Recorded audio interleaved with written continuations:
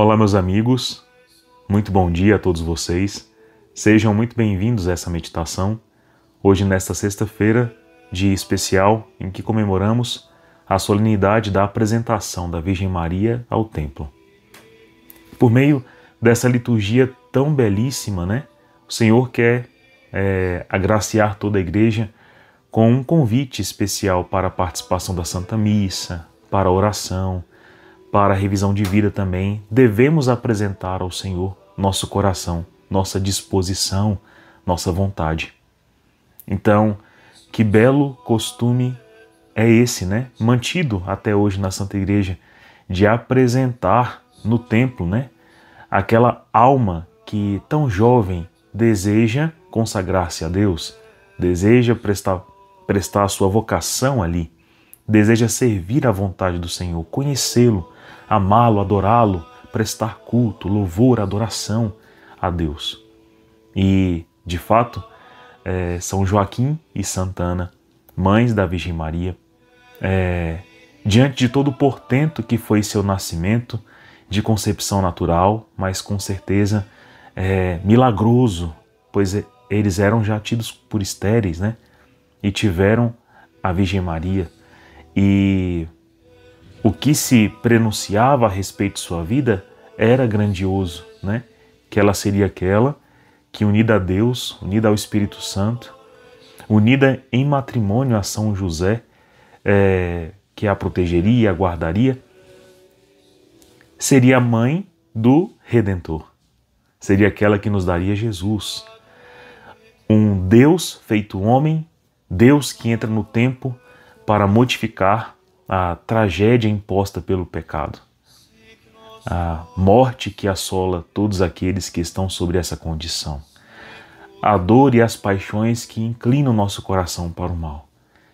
Então vejam a eficácia desta vocação, que se apresenta no templo bem jovem, bem menina, e que dependeu na sua formação ainda mais da ajuda do templo, dos sacerdotes, dos mestres ali presentes, pois seus pais, idosos, cheios de virtude, santos de coração, também já carregavam em seus corpos a velhice, a decrepitude disso.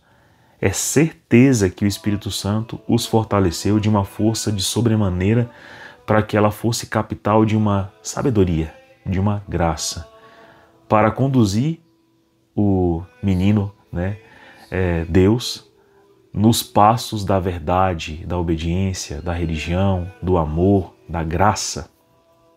Então, a Virgem Maria robustamente foi formada e sua vocação é eficaz. E devemos fazer isso, Quando a gente se percebe não sabendo lidar com os talentos, com os dons, com o tempo, o trabalho, o estudo, a família, quem pode nos ordenar senão Deus?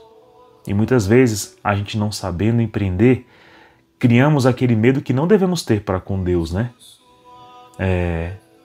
E recolhemos tais dons, não os empreendendo para o amor do próximo, para o amor de Deus. E olha o que Jesus fala, Poderia colocar ao menos ao banco, que quando eu voltasse, recolheria com juros o que é meu, Então, o banco é a Santa Igreja, é o sagrado. Os homens instruídos no Espírito Santo, na sabedoria divina. E isso fez a Virgem Maria, como também ela fez com Cristo, com Jesus, ainda menino. Então, meus irmãos, quanta coisa a gente aprende por meio dessa liturgia. Mas o Evangelho de hoje está em plena consonância com o Evangelho de ontem. Ontem, Deus olhou para o caminho dos homens e chorou diante de Jerusalém, porque ela estava sendo visitada, amada, ouvindo a palavra, recebendo sua presença, mas não se permitia, ser curada, ser sanada do pecado, nem unir-se a Deus.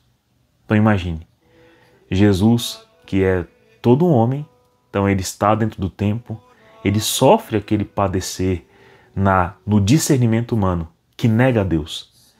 Nega a sua entrada plena, nega a pregação de Cristo que anunciava a conversão, a mudança de vida, que apontava para si como caminho, verdade e vida.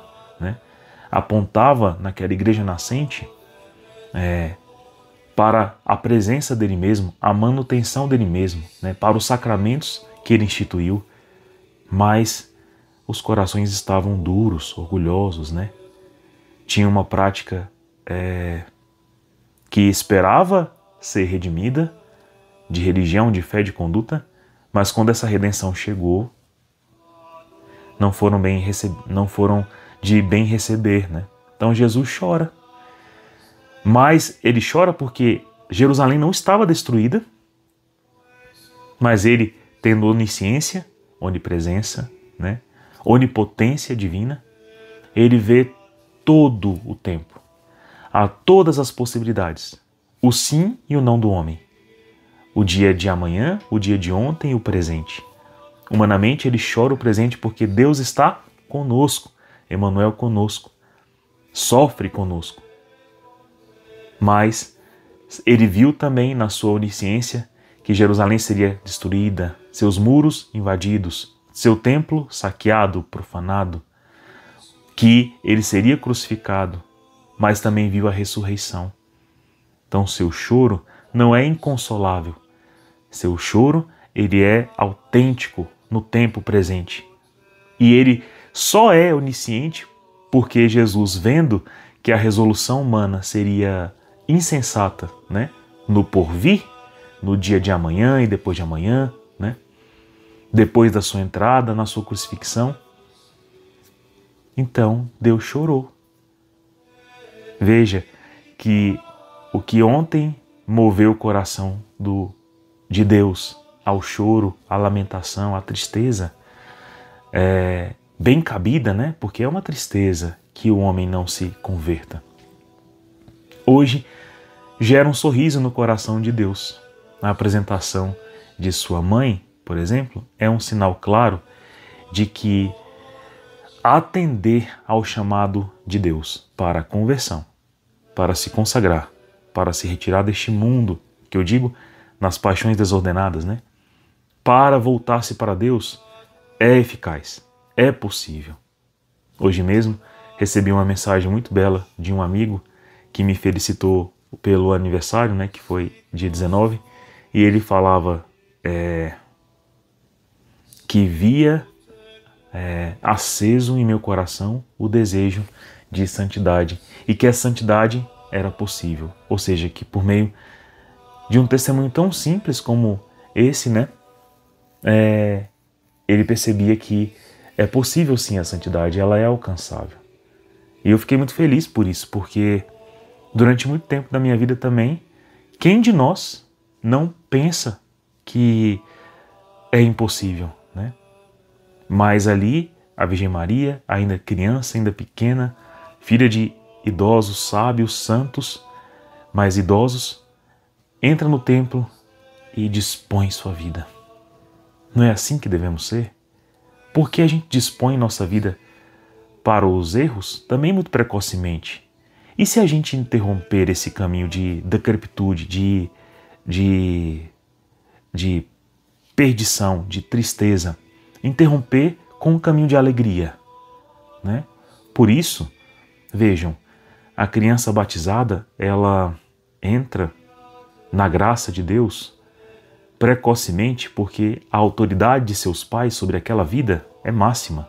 Deus assim o fez, para o vínculo da vida, para o vínculo do alimento, da proteção, da nutrição, do cuidado, da vestimenta, e se não fosse isso, se não fosse essa autoridade dada por Deus, a criança faleceria, não é verdade? Então, se os pais são autoridade para a manutenção de cuidados tão simples, tão puros e tão tranquilos para esta vida, por que não podem vincular as graças, já que são os primeiros intercessores pela criança? A autoridade de proclamar na vida dos filhos bênção, graças, dons. Um dia desse, eu vi um vídeo de um pai rezando por um neném, um bebê, né? Lindo neném. E enquanto o pai falava assim, eu proclamo sobre sua vida bênçãos, graças, o Espírito Santo enche agora o teu coração, te encoraja para te amar, te proteger, teus pés serão lugar abençoado, tudo que tocares tornar-se-á abençoado por Deus, tuas palavras, teus trabalhos. A criança se emocionou com o carinho vinculado pela palavra e com a bênção que chegava no coração dele, de maneira que o bico que ele estava sustentando na boca tremeu. Tremeu assim como de emoção, sabe? Foi a coisa mais bonita que eu vi essa semana. E depois do biquinho tremer, em vez de fazer a carinha de choro, o bico caiu e ele sorriu, um sorriso largo. Meu Deus! Quando a gente vê um batizado, por exemplo, e eu tenho a graça de ser padrinho de 9 crianças, né? Por quem eu intercedo todos os dias. E alguns deles já estão virando homens, né? E mulheres. Que eu vejo? Vejo Deus com malas e prontas para fazer morada permanente no coração daquela criança. E anjos subindo e descendo, dando testemunho da graça que foi proclamada sobre aquela alma. Meu Deus, isso é grande demais! E veja, nós como pais nos preocupamos às vezes em dar alimento, dar vestimenta, senão a criança morre. E se a criança morrer, mesmo a gente tendo dado alimento, cuidado, carinho, proteção, saúde, e se ela morrer e nós não tivermos vinculado a ela a graça, a oração, o vínculo com Deus, na autoridade que tínhamos para fazê-lo, e a criança perder essa graça santificante do perdão do pecado original e das concupiscências e assim vai. Meu Deus, o Senhor perguntará: o que você fez do talento que eu te dei? E a nossa resposta será inequivocamente inexplicável, uma desculpa esfarrapada. Então, a apresentação da Virgem Maria mostra, para nós que Deus também tem o sorriso, a alegria de aceitar a nossa oferta. Seu trabalho, seu dia a dia, suas orações, seu coração. Olha, deixa eu te dar uma visão de Deus que talvez a gente não tenha e por isso a gente não entenda muito bem livre-arbítrio, sofrimento, por que uma alma é criada por Deus e ela pode perder-se, por que o mal existe, Por que pessoas boas sofrem? Deixa eu te dar essa ideia, que um dia eu ouvi do professor Pedro Augusto e me ajudou muito. Então imagine Deus aqui no topo de um triângulo, Seu olho tudo vê, está aqui em cima. E aqui embaixo, existe o tempo, a linha do tempo que começa aqui e vai para cá. Nós vemos só nessa direção. A gente não consegue ver, digamos que estejamos aqui. A gente não consegue ver o que está para cá e a gente lembra de maneira também limitada o que já passou. Vivemos o momento presente, olhamos o que passou e temos expectativas para o futuro, mas a gente não sabe o que está aqui. Deus vê daqui de cima essa linha toda. Mas além disso, Ele vê tudo que está no tempo. Ou seja, a possibilidade que hoje eu tenho de ir para a esquerda, ir para a direita, ir para cima, ir para baixo, ir para o lado, ir para o outro, de retroceder, de adiantar, de dizer sim, de dizer não, de ser bom, de ser mal, de obedecer, de não obedecer. Então Deus vê tudo, todas as possibilidades aqui, vê o que acabou aqui, o que começou aqui, e vê também o que está fora do tempo. Toda a eternidade, tudo que está para além desse triângulozinho. Deus vê tudo. E nesta visão de Deus, por exemplo, Ele vê o mal que ia acontecer a Jerusalém, mas Ele vê também a ressurreição. Ele vê também o templo que Jesus edifica aqui. Ele vê também que pelo batismo as almas poderão receber Deus como morada interior e manter Deus morando aqui por meio do estado de graça, por meio da confissão, por meio da Eucaristia, por meio do Espírito Santo. Ele vê as vocações que vão acontecer, sacerdotes religiosos, casais, casamentos, crianças sendo batizadas, adultos, crianças, idosos, consagrados plenamente a Deus por causa do poder de Cristo instituído para a nossa vida. Então, se eu comparar a queda que acontece aqui, que pode acontecer aqui, tipo uma doença, um falecimento, uma privação de liberdade, uma humilhação aqui, né? Comparar isso com o fato de eu saber que Deus está aqui e que Ele possibilita diversas possibilidades maiores, onde em todas elas eu possa dar o testemunho dEle, eu possa amar, eu possa vencer, Ele estará presente sempre. Eu vou perceber que a presença de Deus e as possibilidades todas que são boas, né, são muito maiores, muitas vezes até, do que aconteceu. Por exemplo, eu adoeci, mas olhando para a minha redenção, minha união com Deus, para com as possibilidades, para com a presença de Deus hoje aqui, por mais que aquele mal tenha acontecido, no todo, o bem é que é visto, o bem que triunfa, né? E nenhum mal pode acontecer sem que Deus transforme aquilo numa possibilidade de um bem maior. Aonde abundou o pecado, superabundou a graça. Aonde abundou a dor, o sofrimento, superabundou a vida e o prazer, a alegria, o gozo eterno, né? Então, todo sofrimento é redentor, porque está dentro desse quadro que Deus vê. A gente pode ver um tom escuro aqui e acolá, mas quando a gente vai distanciando e na eternidade veremos o quadro, vemos que tudo que Deus pintou foi bom e agradável. E aquela entrega, aquela consagração foi eficaz para a redenção da gente e do próximo. Amai sempre. E aí você pode pensar assim, mas e Fábio, e por que o inferno existe então, né?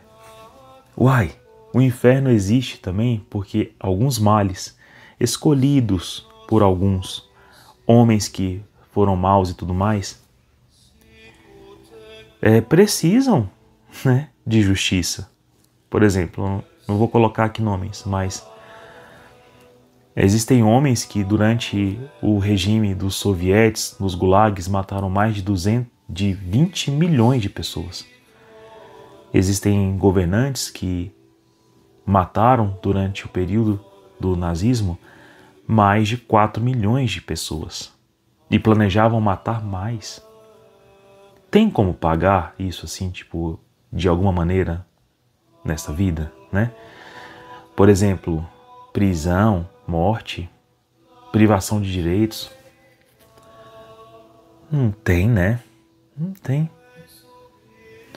O inferno, para algumas liberdades que abusaram da misericórdia e que foram perversas, né? Porque creia que em todas as possibilidades e a presença de Deus, o Senhor se fará, né, uma possibilidade imensa para todos nós. Então, se a pessoa mantém uma perversidade como essa, é justo. E Deus não seria bom, não seria Deus, se não houvesse justiça também. Então a possibilidade do inferno e a existência da justiça de Deus é uma bondade de Deus. Então qualquer coisa que você imaginar, o mal é vencido. Qualquer coisa que você imaginar, o mal é vencido, né? O fato de existir o inferno, de existir essa punição, né, é bondade de Deus. Agora, é bondade excelsa, maravilhosa, grandiosa, que, para além disso, todo pecado tem cura, todo mal tem remédio, toda doença tem resposta, toda prece é ouvida. Todas as presenças, onipresenças de Deus em todo esse quadro na eternidade estão ali te assistindo com a graça de Deus. e te dizendo o tempo inteiro, né, por meio da intercessão dos anjos, dos santos, do próprio Senhor, do Espírito Santo, clamando ao nosso coração, pois Ele não escreveu mais a lei em uma tábua fria, mas no teu coração. O Espírito Santo fala na nossa consciência o que é reto, justo e bom fazer. Não façamos nada que Jesus não faria, já que Jesus, agora ressurrecto, na presença do Pai, né, não está mais somente nesta linha, Ele também está em tudo. E pode nos ajudar a todo instante. Eis que estarei convosco até o fim dos tempos. Então, meus irmãos, somos chamados não apenas para ter um coração limpinho, né, enxuto. Não é só isso não. Nós estamos chamados agora a, depois dessa vida aqui, estarmos aqui, fora do tempo, junto de Deus. Olha que coisa grande. A nossa inteligência, a nossa vontade unida à de Deus, tendo, né, a visão de todo o gozo, de toda a alegria, de todas as boas possibilidades que Deus concebeu em seu grande coração. Quando Satanás tentou perder aqui, fazer perder a graça aqui e acolá, em todas essas situações, Deus colocou uma resposta redentora. Então, o que é maior?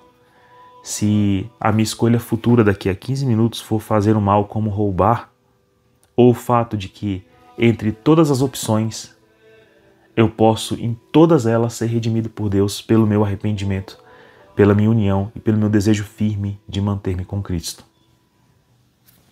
Ou seja, quem venceu? Deus venceu todo o mal, a morte e o pecado. Satanás é humilhado, né?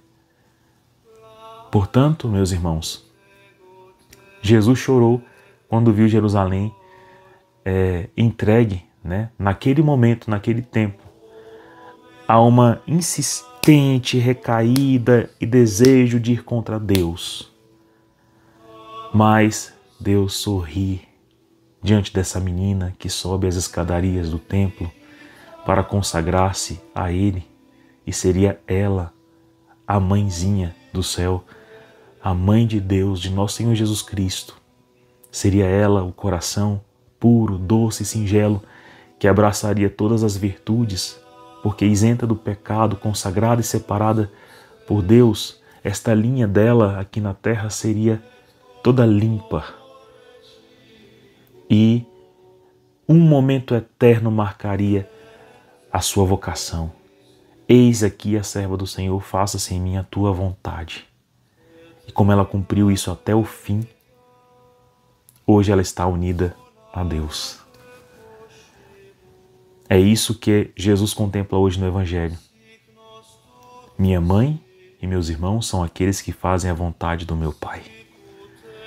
Façamos a vontade de Deus, hoje, amanhã, ontem, sempre, sempre, sempre, sempre, escolhendo o lado, os afetos, o sentimento, a intenção, a vontade de Deus, que tudo vê, mas que tudo já venceu. Temos liberdade? Temos arbítrio? Demais. Mas isso também é bondade de Deus. E mesmo que eu tente aproveitar isso para fazer o mal, a possibilidade que eu tenha de voltar a Deus, me arrepender, de retroceder, é bondade demais do Senhor. Porque Ele quer muito que a gente esteja aqui. Não é bonito isso? Diante dessa esperança, santo final de semana. Deus abençoe você. Tchau.